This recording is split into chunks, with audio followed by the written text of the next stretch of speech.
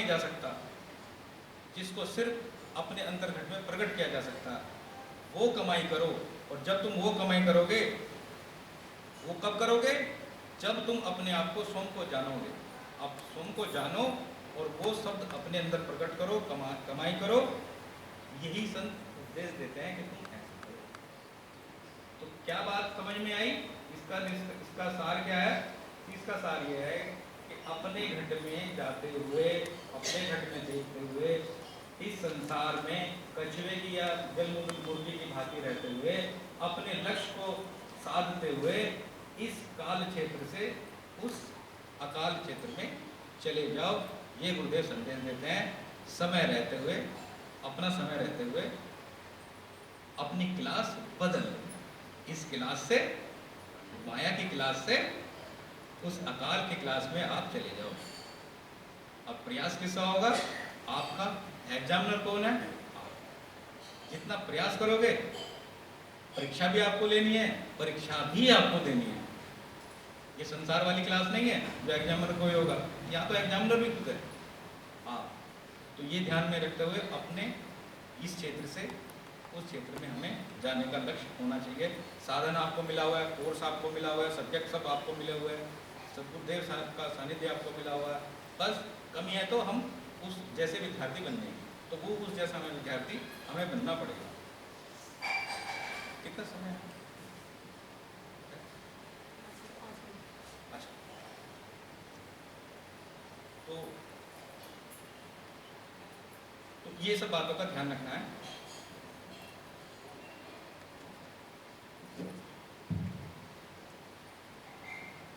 एक छोटी सी बात याद आ रही है। भगवान श्री कृष्ण और अर्जुन कहीं चले जा रहे थे, ठीक है, कहीं वन में कहीं चले जा रहे थे। रास्ते में एक भिखारी मिला। उसने अर्जुन से कहा कि भैया कुछ हमें दे दो। वो काम, अर्जुन ने क्या काम करा?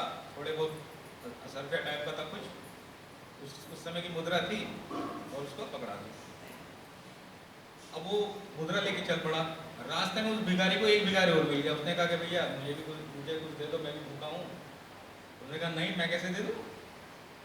वो बिना ऐसे कह के चला गया। अब रास्ते में उसे चोर मिल गया, उसकी पोटली सी जो थी चोर लेके चले गए। वो तो वैसा का वैसे रह गया।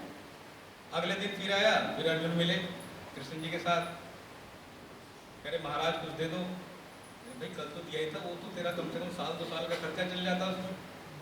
कह रहे नहीं महाराज दे दो कुछ भी। उसने क्या काम किया? अपने हाथ में अंगूठी निकाल के ये ले लीजिए, दे दी।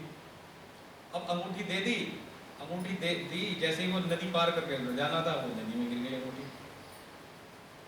वो अंगूठी नदी में गिर गई। हाँ, उससे पहले फिर वो भिखारी मिला कि भैया कुछ दे दे। उसने फिर मना कर दी।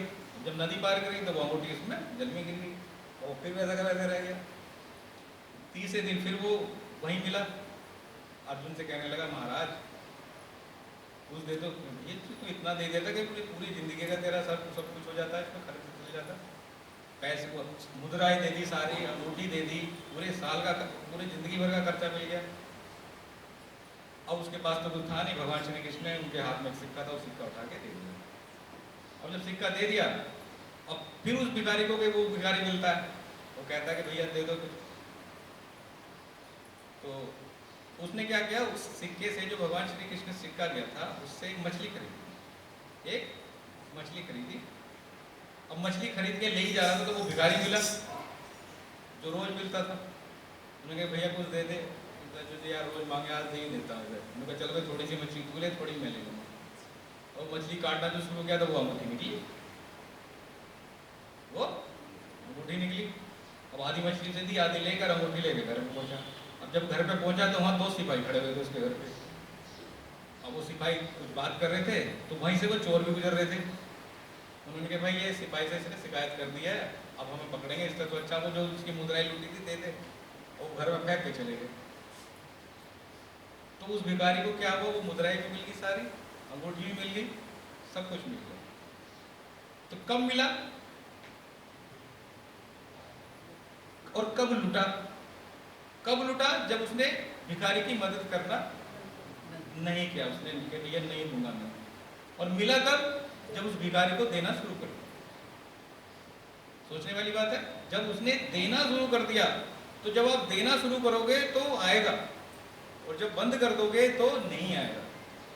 जैसे कुएं में जल का स्रोत है तो कुएं से पानी निकलता रहेगा तो कुआं जीवित रहता है, और जब कुएं का पानी निकालना बंद कर दोगे तो पानी सड़ जाएगा, स्रोत बंद हो जाएगा। इसी तरह से उस भिखारी की तरह बांटना जब आप शुरू कर दोगे, जब आपने जो जो यहाँ सीखा वही वही आप अपने घर पे बताओ, अपने परिवार को बताओ, बच्चों को बताओ। तो जब आप बांटना शुरू कर दोगे, अपने बच्चों में बांटना शुरू कर दोगे, अपने घर में बांटना शुरू कर दोगे, अपने पड़ोस में बांटना शुरू कर दोगे, तो आपको और कुछ मिलने लगेगा। मुद्राएं भी मिलने लगेगी, अंगूठी मिलनी जाएगी। उससे मतलब ये ना समझे कि अंगूठी मिलेगी और मुद्राएं मिलेगी, अर्थात जो आप बांटना शुरू करोगे उतना ही आपको फिर मिलना शुरू हो जाएगा। तो मेरा यहाँ ये निवेदन है, जो जो कुछ आप सीखो वो अपने बच्चों को जरूर सिखाओ। क्योंकि मैं देखता हूँ एक परिवार से एक ही सदस्य आता है, एक परिवार से एक ही सदस्य आ रहा है, तो क्यों एक ही आ रहा है? या तो हम अपने घर पे नहीं बता रहे हैं, अपने बच्चों को नहीं बता रहे कि भाई हम ऐसे सत्संग में ध्यान करते हैं, ऐसे करते हैं, ये हमें दिखता है, ये हमें प्राप्त होता है, औरों को वहाँ ऐसा ऐसा भी दिखता है। तो या तो हम नहीं बता रहे हैं, और अगर हम नहीं बता रहे हैं तो हमें बताना चाहिए, परिवार में भी, बच्चों में भी और पड़ोस में भी हमें बताना चाहिए कि हमने जो सीखा अब आप भी सीखो, आप भी समझो, आप भी अपने जीवन का उद्धार करो। तो ये हमें करना है। ये तो मैंने उदाहरण सिर्फ इसलिए दिया आपको समझाने के लिए कि जब भिखारी ने वो देना शुरू कर दिया तो उसको भी मिलने लगा।